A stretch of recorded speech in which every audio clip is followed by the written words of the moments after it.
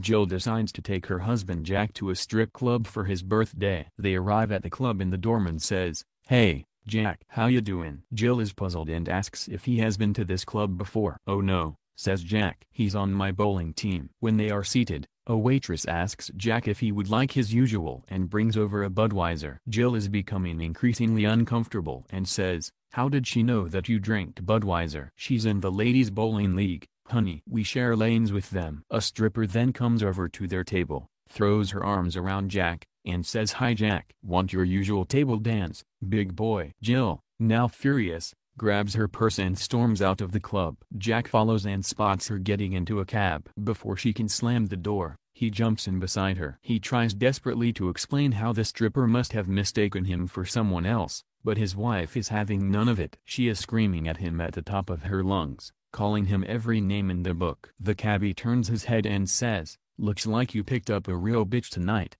Jack." Roger was very thin because he was afraid to spend a lot of money on food. He looked forward to the day when his grandfather would die and leave him a fortune. His grandfather was blessed with both a sense of humor and a sense of justice. So he planned that when he finally died all he would leave to Roger was a cookie. But what a cookie! It was made with butter, churned from milk from the yak milked by a virginal milk made on the highest field on a hidden Himalayan peak next to the ultimate source of the sacred Ganges River. It was made with flour harvested from plants of the single-grained Ain corn found growing on the site of a Neolithic Anatolian village and ground between millstones of lapis lazuli. It was made from eggs collected from peon nests in the remotest marshes of outback Australia. It was made from sugar boiled from a cane garden in a secret valley in New Guinea. It was flavored with a vanilla pod from the mysterious and still sacred original vanilla vine found by the Totonac people when they arrived in the Mazatlan Valley on the Gulf Coast of Mexico in the 15th century. It had added flavor, as well, with chocolate chips made from the beans of a cacao tree found on the site of a previously undiscovered Mayan temple. When Roger's grandfather died,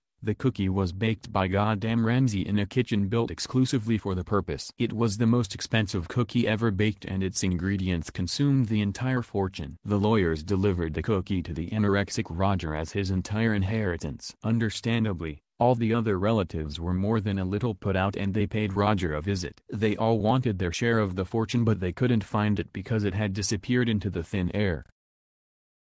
A Jewish father was quite troubled by his errant son's behavior, and went to see the rabbi about it. "I brought him up as a Jew, spent a small fortune on his education and almost as much on his bar mitzvah. Then he calls me to tell me he has decided to become a Christian." "Rabbi, where did I go wrong?"